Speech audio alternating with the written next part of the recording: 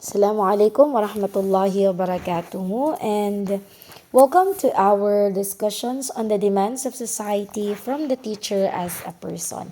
Ito po yung continuation ng discussion natin about the demands of society from the teacher as a professional. So, we have learned that merong mga demands sa atin ang society as professional, and that is to teach effectively and to teach with competence. No? So, yan yung conclusion natin nung discussion about the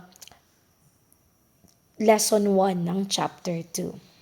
Okay, so let's proceed on this topic and let's dig deeper on this.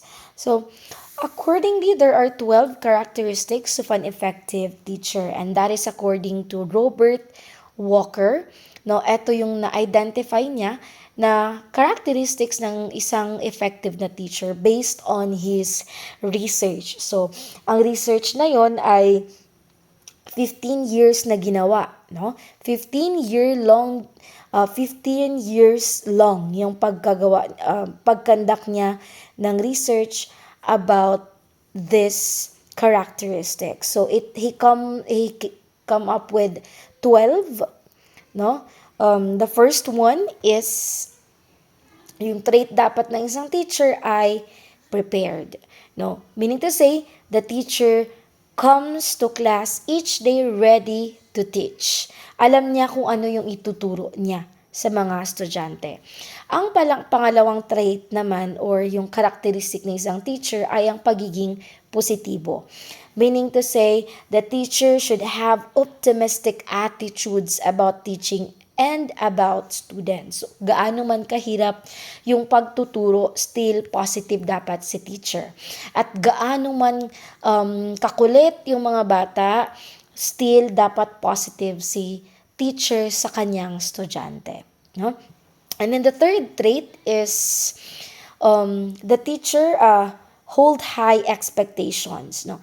Meaning to say, the teacher set no limits on students and believe everyone can be successful.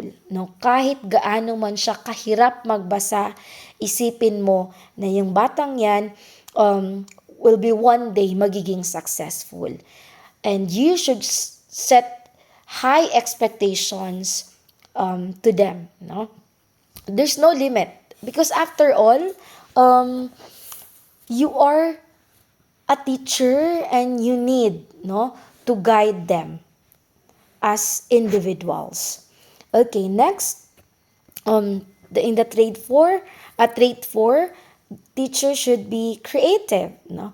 Meaning ng pagiging creative dyan is pagiging resourceful, pagiging inventive sa pagtuturo or in how they teach their classes. They may use technologies, they may use different objects in order to engage with the students, or they may use different strategies para matuto yung mga bata. No? Yan yung role ni teacher at yan yung dapat na character daw ng isang teacher, to be creative. Then the trait number 5 is pagiging fair, pagiging pantay sa mga estudyante. Pagiging pantay in the aspect of handling them, pagiging pantay sa paggagrado sa kanila. No, the teachers should grade fairly to their students, no? And then trait 6, no, that's display a personal touch. Ang minimin natin dyan na personal touch is yung pagiging approachable, no? So si teacher dapat approachable. It's okay naman din na maging strict inside the classroom, but still you need to be approachable sa mga bata. And in that way kasi, they will learn more. Kasi may mga bata na kapag pag-strictuhan mo, hindi lang sila nagpa-participate, no? Or kapag yung bata may concern, tapos hindi mo na-address yung concern niya kasi hindi mo siya pinansin, you're not that approachable, then talagang mawawalan siya ng motivation to learn. Okay, then next trait is cultivate a sense of belonging. So, a teacher should have a way to make students feel welcome and comfortable in their classrooms. Dapat feel nila na they are being accepted, they are really welcome here, and they're um, they're welcome and they are comfortable sa classroom. So, yan yung trait number 7. The trait number 8 is compassionate. Meaning to say, the teachers are concerned about students' personal problems and can relate to them and their problems. So be there as their mother, be there as their sister, or be there as their brother or father. Listen to them. No? Yan yung isang character ng isang teacher. To be a great listener sa mga estudyante niya. Hindi ka lang nagtiteach lang or you keep on speaking, but also you need to listen to your students, lalo na yung mga batang may personal problems. No? Because we do not know what's in their mind, we do not know what they feel, maybe kailangan lang talaga ng advice. And then the trait number 9, have a sense of humor. Ito yung isa sa mga mahirap i-achieve among other teachers, no? Yung sense of humor. But still, you need to have sense of humor. Sikapin mong magkaroon ng sense of humor. Kasi ganito yan siya. When you have the sense of humor, it makes the learning fun and it does not take everything seriously. Okay? Then the next trait is respect students. No? Hindi lang ikaw yung nirespeto, but you also as a teacher, you respect your students. Okay, so the teacher should not deliberately embarrass students. Yan yung minimin natin sa respect students. Wala tayong papahiya, walang mapapahiya dapat. So, si teacher should give the highest respect, no, sa mga estudyante, because the highest respect get the highest respect also. And then, the trait number 11, forgiving. So, kahit ano pa mang ginawa ng bata, do not hold grudges. Yan yung isang character ng isang effective teacher, to keep on forgiving. No? And then, the trait number 12, admit mistakes.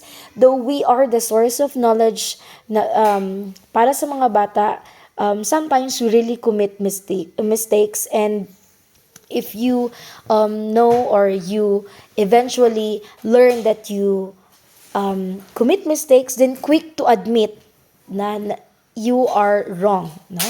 In that way, hindi sila, they will be learning more about the lessons. No matter how. Okay, again, admit mistakes.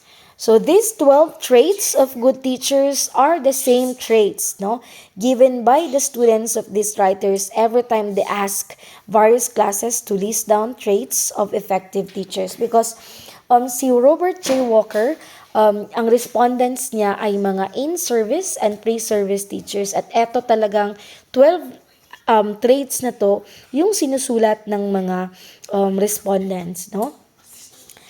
Okay, so I think that's the 12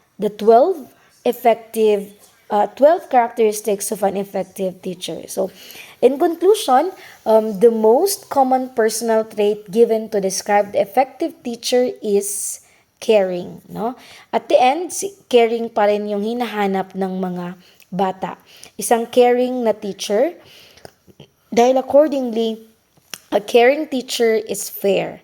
He or she displays a personal touch and so is approachable.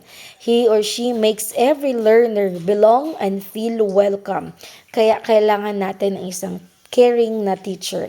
Moreover, he or she feels with his or her students and so is compassionate. So, ang caring din daw na teacher is forgiving. So, he or she does not keep grudges against learners. And ang caring na teacher is humble enough to admit mistakes. So, in conclusion again, the most common personal trait given to describe the effective teacher is caring. Okay, so I think that would be all. Thank you for listening.